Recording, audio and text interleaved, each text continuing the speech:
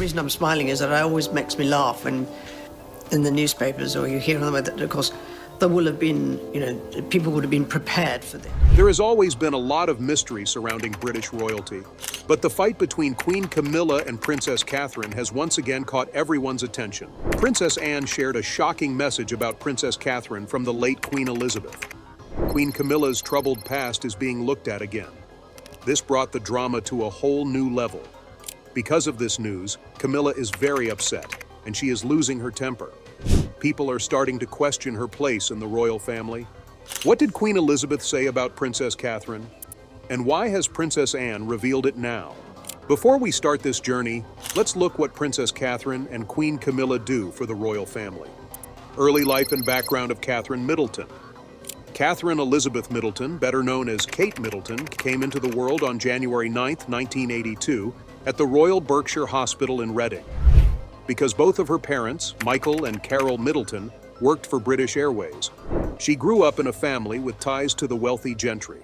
She was baptized at St. Andrew's Bradfield Church on June 20, 1982.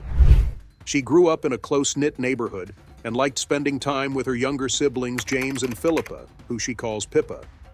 From her father's side, the Middletons had trust funds that helped them with their money. Catherine's paternal great-grandparents were even lucky enough to meet British royals in the early 1900s. Her mother's side of the family was proud to be working class, with coal miners as relatives. The Middletons moved from Bradfield Southend in Berkshire to Amman, Jordan, in May 1984. It was a big change for them.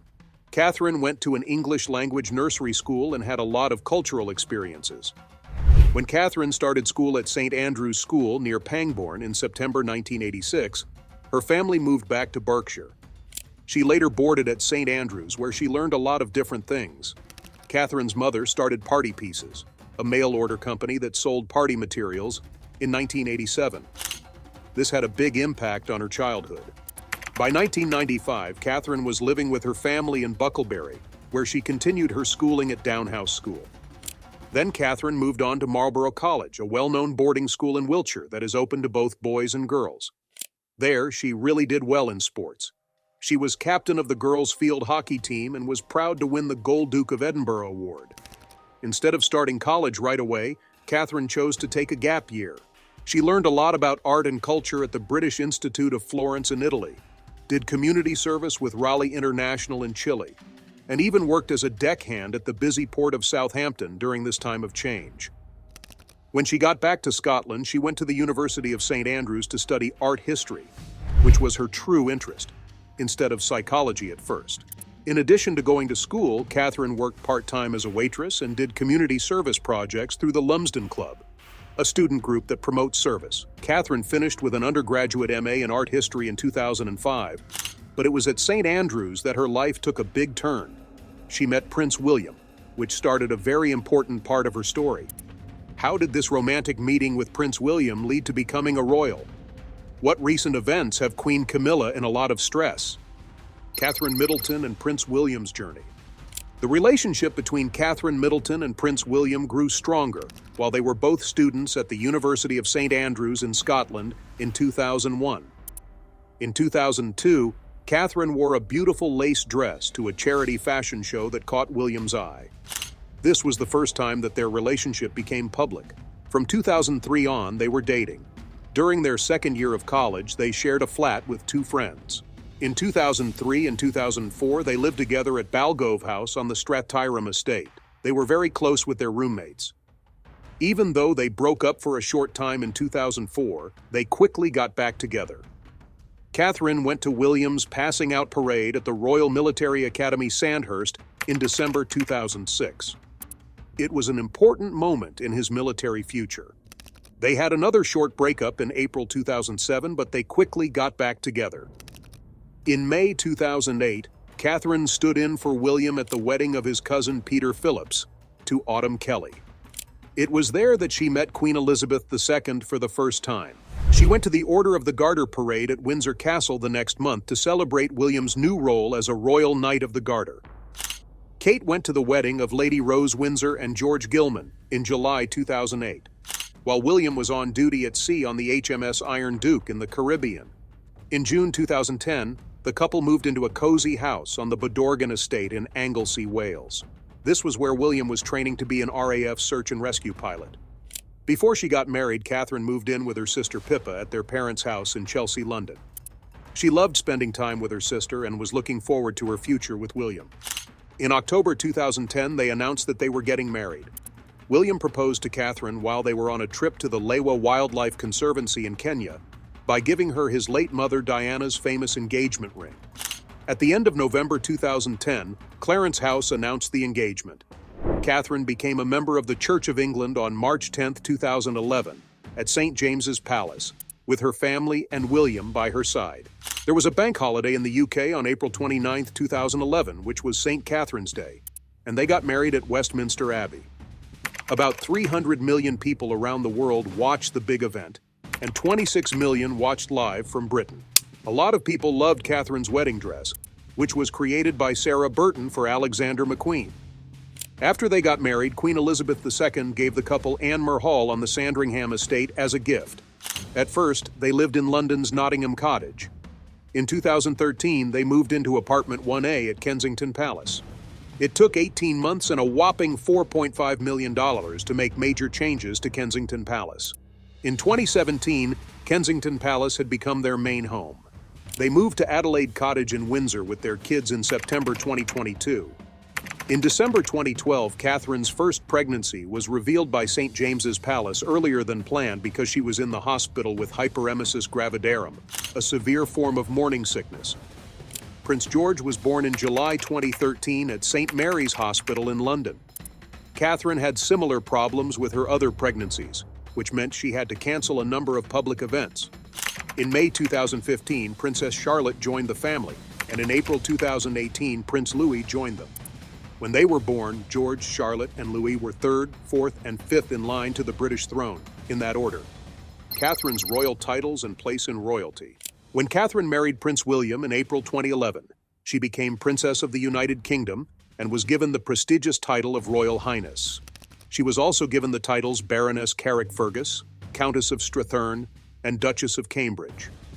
In most of the UK, people call her Her Royal Highness the Duchess of Cambridge, but in Scotland they call her Her Royal Highness the Countess of Strathearn. While Queen Elizabeth II was still alive on September 8, 2022, Prince William's dad, Charles, became King Charles III. Katherine got new titles during this change, such as Duchess of Cornwall and Duchess of Rothesay. She went by the title Her Royal Highness the Duchess of Cornwall and Cambridge for a short time. William was made Prince of Wales and Earl of Chester by King Charles III the next day, and Katherine was made Princess of Wales and Countess of Chester. She has been called Her Royal Highness since then. There, she is known as Her Royal Highness the Duchess of Rothesay instead of the Princess of Wales. Katherine has been given many awards in addition to her royal titles. These include the Royal Family Order of Queen Elizabeth II, the Dame Grand Cross of the Royal Victorian Order, and the title of Royal Companion of the Order of the Companions of Honor. Allow us to now talk about the amazing trip that Queen Camilla has been on. Shand's early life. Catherine Rosemary Shand was born in London on July 17, 1947, at King's College Hospital. A house built in the 18th century in Plumpton, East Sussex, called The Lanes, was home to her family, and they also had a home in South Kensington, London. Major Bruce Shand, a businessman who used to be an officer in the British Army, and Rosalind Cubitt, daughter of Roland Cubitt, 3rd Baron Ashcombe, were Camilla's parents. Camilla had two younger siblings, a sister named Annabel Elliot and a brother named Mark Shand. She grew up with a lot of family history. One of her great-grandmothers, Alice Keppel, was King Edward VII's lover. The baptism took place at St. Peter's Church in Firle, East Sussex on November 1, 1947. Rosalind, her mother, did a lot of volunteer work for good causes, especially with the Chailey Heritage Foundation, which helped disabled kids. At the same time, her father Bruce worked in some businesses after leaving the military. He was a partner in a wine merchant company and ran other businesses in Hastings and London. As a child, Camilla was influenced by the fact that her father loved books and liked having pets like dogs and cats. Early on, she liked horseback riding so much that she went to pony club camps and won prizes at area gymkhanas. Camilla has said that her childhood was perfect in every way. When she was 5 years old, she started going to Dumbrells, a school in Ditchling for both boys and girls. Camilla Shan moved to London's Queensgate School when she was 10 years old. There she met singer Twinkle and became friends with her. Her French teacher, Penelope Fitzgerald, said she was smart and full of life. Camilla graduated from Queensgate in 1964 with only one O-level. This is because her parents wanted her to try new things instead of studying for A-levels. She went to Montfertil, a finishing school in Switzerland, when she was 16 years old. After that, she went to the University of London Institute in Paris for 6 months to study French and French literature. Camilla made her debut in London society as a debutante on March 25, 1965. She joined 310 other young women who were introduced that year. After leaving her family home, she shared a small flat in Kensington with her friend Jane Wyndham for a while before moving to a bigger house in Belgravia. Camilla first lived in this apartment with her landlord, Lady Moira Campbell, and then with Virginia Carrington. The year 2005 saw Virginia become a special assistant to both Camilla and Charles. She had married Camilla's uncle, Lord Ashcombe. Camilla worked as a secretary and receptionist for a number of companies, including a decorating business that fired her because she was late from a dance. Even though she had to change jobs, she kept her love of horseback riding alive by regularly going to equestrian events. Camilla liked to paint as well, but she ended up throwing away a lot of her work. Aside from these activities, she also liked fishing, gardening, and farming. But what changed about Camilla from her childhood to her becoming queen? Camilla Shan's place and title in the royal house. In the summer of 1971, Camilla Shan met Prince Charles for the first time. Later, she became known as Camilla, Queen Consort. Before this meeting, Camilla had broken up with Andrew Parker Bowles in 1970. At the time, Katherine Middleton was dating Andrew. Camilla and Charles were in the same social circles and went to the same events, but it wasn't until their common friend Lucia Santa Cruz set up their official meeting that they became acquainted. There is a common misconception that they met at a polo match, but the truth is that they met at Santa Cruz's house. Charles and Camilla quickly became close friends after meeting, and their friendship quickly turned into a relationship. People in their social circles knew they were dating because they were often seen together at polo matches that Charles played in at Smith's Lawn in Windsor Great Park. They also liked going to Annabelle's, a private club in London's Berkeley Square, on a daily basis. They became closer, and Charles met Camilla's family in Plumpton. He also presented her to some members of the royal family. But things got hard in their relationship when Charles left to join the Royal Navy in early 1973, and they ended up breaking up. Over the years, many ideas have been put forward about why they broke up. Robert Lacey wrote a book in 2008 called Royal, Her Majesty Queen Elizabeth II. In it, he suggests that Charles may have thought he met Camilla too early in life and didn't ask her to wait for him while he was in the Navy. In the meantime, Sarah Bradford's 2007 book Diana suggests that Charles's great-uncle, Lord Mountbatten, planned for him to go on duty abroad to end his relationship with Camilla and make it easier for him to get engaged to Mountbatten's granddaughter, Amanda Knatchbull. According to more sources, Queen Elizabeth, the Queen Mother, did not like Camilla and would have rather seen her marry someone from the Spencer family, who were close family friends. There were also hints that Camilla might have wanted to marry Andrew Parker Bowles instead. She had been seeing him on and off since the late 1960s. It was also thought that Charles chose to wait to get married until he was 30 years old. Camilla had to deal with a lot of problems on her way to meeting Charles and becoming a member of the royal family. They finally got married on April 9, 2005, and she was given the title Princess of Wales. She decided to be called the Duchess of Cornwall instead, though, out of respect for the late Princess Diana. Diana, who was loved by many people in Britain and around the world, left a lasting mark. Her untimely death in 1997 had a big effect on how people felt. By taking on the title Duchess of Cornwall, Camilla showed that she cared about how people felt and wanted to honor Diana's heritage instead of taking away from it. This well-thought-out choice made it easier for her to become a princess and won her more support from the people. As soon as they got married, and for many years after, most people thought Camilla would be called Princess Consort when Charles became king. The goal of this title was to honor her part while also keeping Diana's beloved legacy alive. Princess Consort would describe Camilla's role as Charles's partner, but it wouldn't be the same term Diana had. Queen Elizabeth II, on the other hand, made a big announcement in early 2022. Camilla would be called Queen Consort when Charles became king. This decision was a big break from royal custom, and it showed that Camilla's role and contributions to the royal family were becoming more accepted. It was the start of a new era in which Camilla was seen as an important part of the monarchy, getting past her complicated past. How has her friendship with other royals changed over time? Prince William's decision to remove Annabelle. In the integrated annual report for the Duchy of Cornwall on July 24, 2024, Prince William made a big news that had a big effect on Queen Camilla. Annabelle Elliot, Queen Camilla's sister, was taken off the royal payroll, which caused a lot of trouble and debate in royal circles. Annabelle Elliot has been fired from her job as an interior designer for the Duchy after 20 years of dedicated work. This is a big change in how the Duchy's finances and business are run. From the financial records for 2023 and 2024, we can see that Elliot will not be paid for her work for the first time in almost 20 years. This choice is part of Prince William's larger plan to update and simplify the Duchy's financial procedures.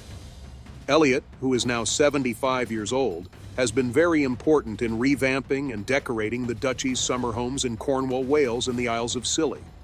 She has made several £100,000 for her work over the years, which shows how much she has meant to the Duchy. People who know about the case have told the Telegraph that Elliot wasn't fired because of any mistakes she made. Instead, it shows a change in strategy toward more modern and effective money management.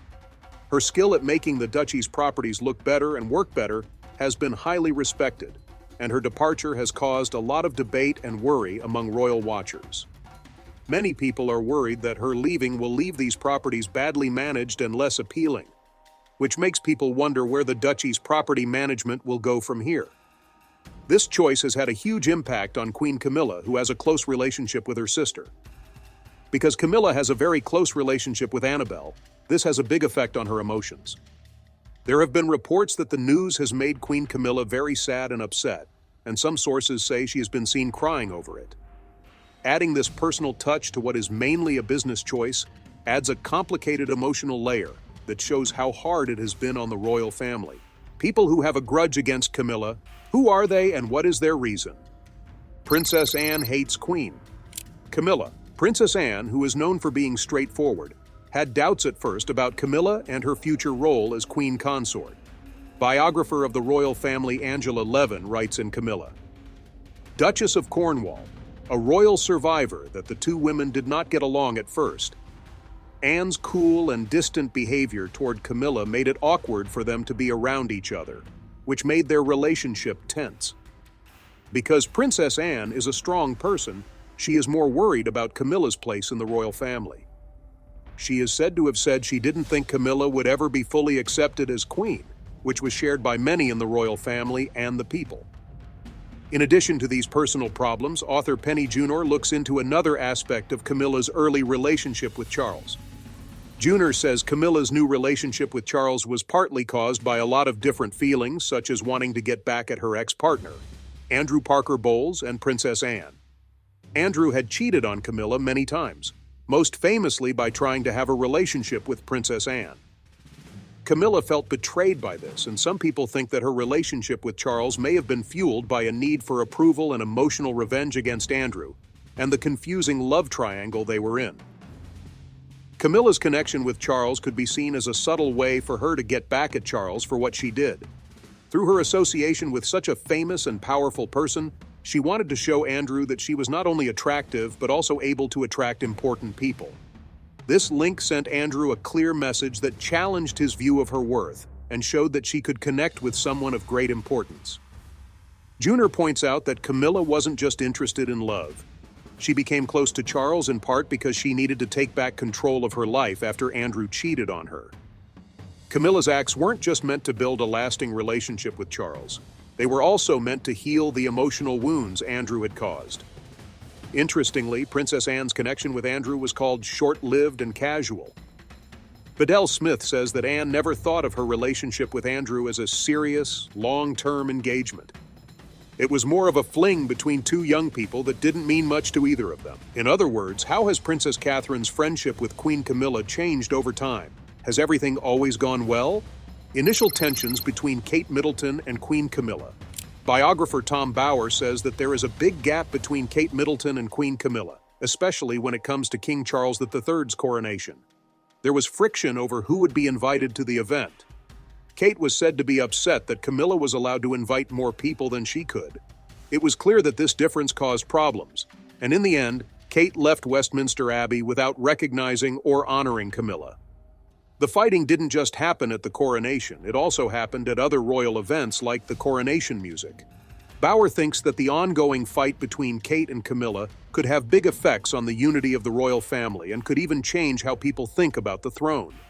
Kate has always been seen as a model of diplomatic grace in the royal family, but this clash is making it hard for her to keep up that image. To make things even more difficult, Kate is currently recovering from chemotherapy and is focused on her health and recovery.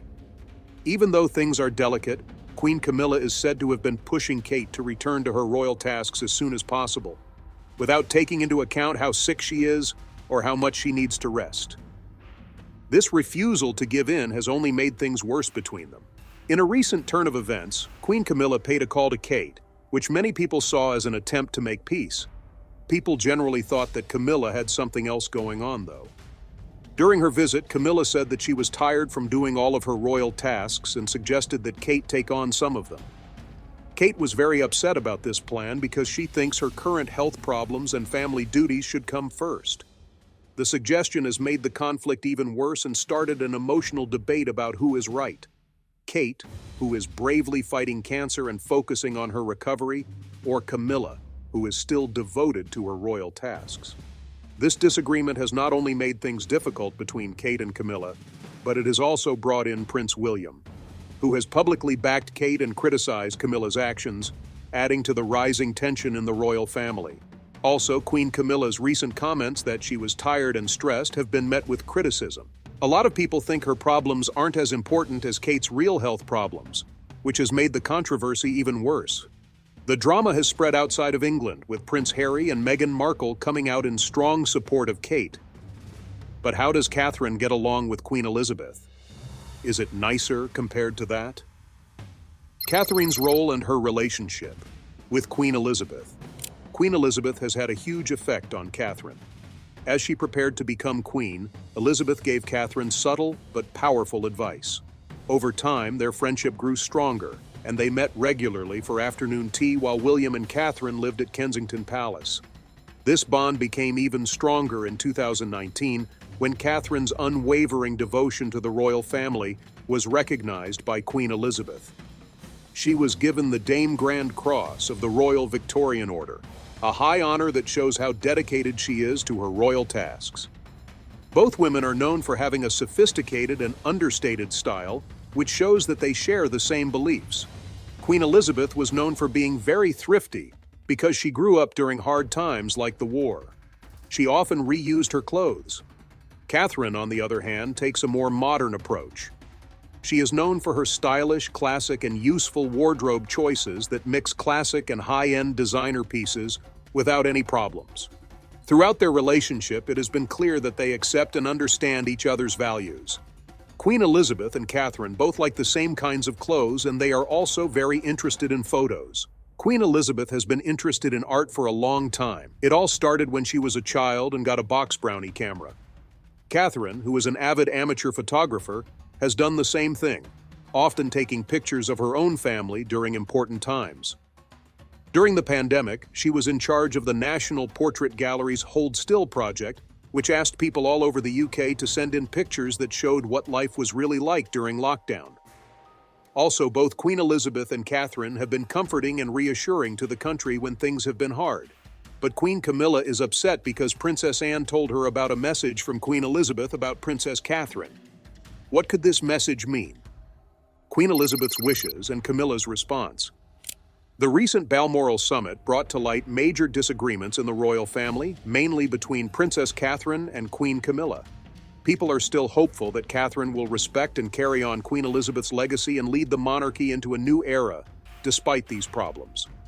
The summit introduced a big change, a plan to reorganize the government that focuses on saving money and getting new working royals involved. The goal of this project is to deal with the problems that come up with the current royal family's older members and make sure that the government will be stable and important in the future. The summit was an important meeting about the future of the royal family.